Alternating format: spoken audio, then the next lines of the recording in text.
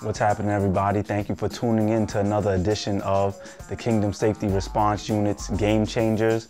It's your boy Vaughn, your comrade, your counselor, but most importantly, your coach. And so we're going to talk about some things today. The reason why today is a special edition is because I'm actually doing this particular video for the Higher One Educational Scholarship that I'm looking to get. Now, first and foremost, I'm just glad that I had the opportunity to go after this scholarship, and I really do hope that, whether I get the scholarship or not, I hope that somebody over there at Higher One is motivated and feels empowered by the end of this video. And the same thing for the rest of my YouTube and Facebook and Twitter and past friends. And so the theme is there is a way. And so they're asking me, Vaughn, this philosophy of there is a way, what does that mean to you? And so how I would answer that question is, my friend Eric Thomas says that a setback is a setup for a comeback, right? And so what that really means to me is that your circumstances or my circumstances don't dictate, whether or not I can be successful. What it means is that really it's my attitude and my work ethic that determine whether or not I can be successful. And not just my attitude and my work ethic, but my attitude and work ethic in spite of my circumstances. So many of us might wait until our circumstances change before we decide to change our work ethic. And we don't understand, but by changing our mind, changing our work ethic, that's where we're going to find the way out of the negative circumstances. If you have positive circumstances, then you're good to go, but you can always get better. All right. And so the second question that they ask is, Vaughn, how have you demonstrated that you have overcome obstacles in the past? And what I would talk about is in my schooling, right? So, coming up through high school, I was always an A student, an AB student. I had honors classes, I had AP classes, right? But there was a problem. I was getting by on just my natural ability to be smart. My natural intelligence, if you will. But I wasn't really putting in work in terms of studying. I was just lucky to be able to comprehend the information that was being given me without having to put much work into it. But that set me up, right? I received a setback when I went to Stony Brook University, and it was a different level of learning that was being done now. And what happened?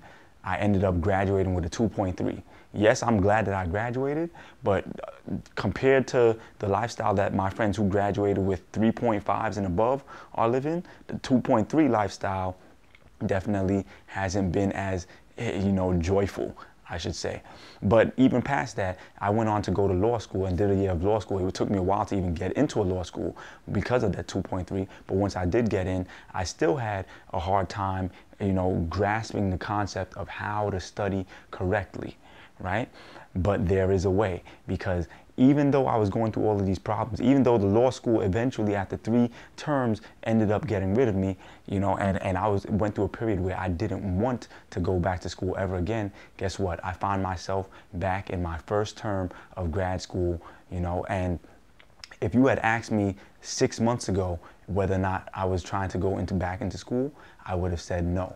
But yet I find myself, something happened that changed my mindset and helped me understand that I could go back to school and that I could be successful and that there was a way, right? And so I'm now doing a master's in divinity at Liberty University, okay?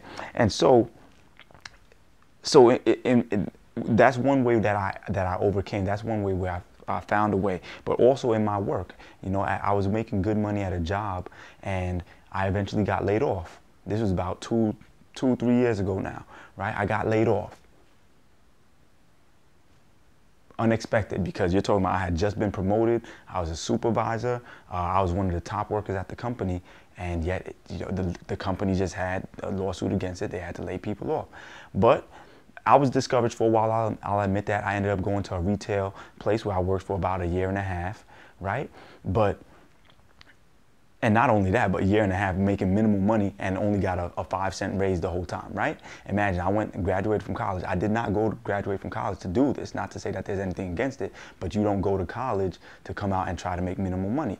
but there was still a way. And so what I had to do is I had to tell myself, you have to keep on searching. What are the gifts that you have? And what I found was that when I searched for what gifts and what talents I had, when I remembered that I was an All-American in track and field when I was in high school, right? When I remembered that I wanted to be a motivational speaker, I'm going to finish that story later, but the rest is coming. I'm going to leave it right there, give you a little cliffhanger.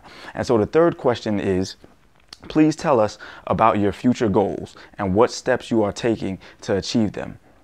So one of the things that I want to do is motivational speaking. And so yes, I left you with a cliffhanger, but I'm putting you back on the cliff right now. So I wanted to do motivational speaking.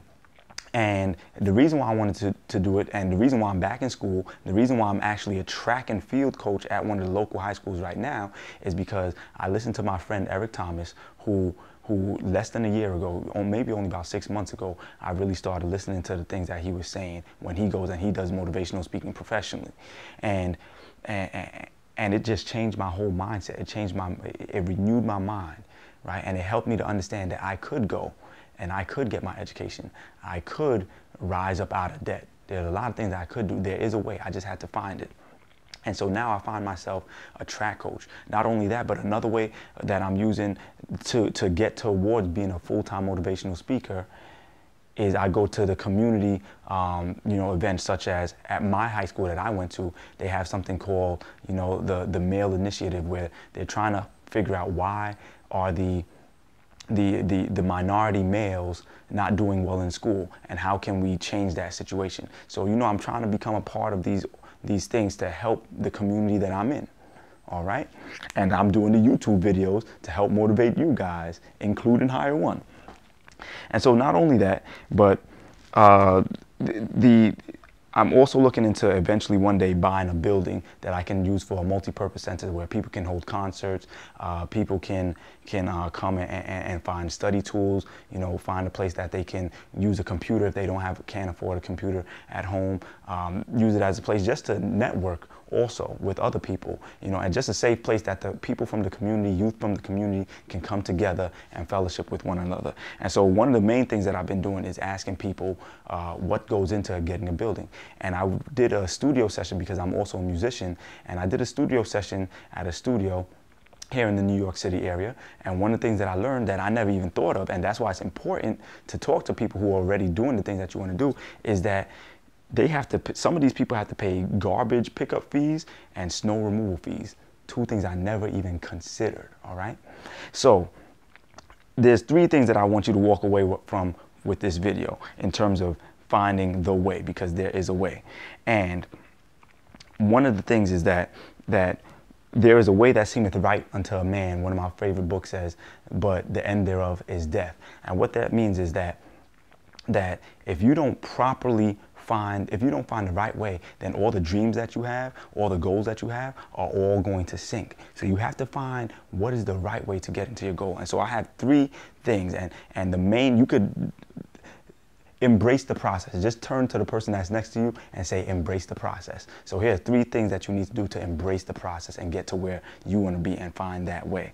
First thing, reading. You have to read books on the things that you want to do, right? If you want to be a doctor, I've told you this before, one of the main books that you need to pick up is Dr. Ben Carson's book called Gifted Hands, right? Because he's one of the top doctors in the world. You need to find out, how did he get to that position, all right? So number 2, what you listen to, and not only what you listen to, but what you watch. A lot of you spend your time on TV, right? And listening to music, but some of you, if you really want to do communication, then you need to watch what's going on the Oprah Winfrey Network. Why?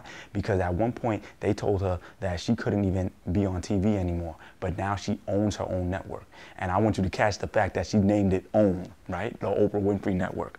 Own. You're going to tell me that I can't be on TV, but I'm going to tell you that I'm going to own my own network, right? And number 3, you need to upgrade your relationships. If you're going to find a way, part of that way of getting to where you want to be is upgrading your relationships. And how do you know that your relationships need to upgrade? Because who you surround yourself with. There was a study done at MIT that the money that you make is often within $2,000 to $3,000 of your closest friends.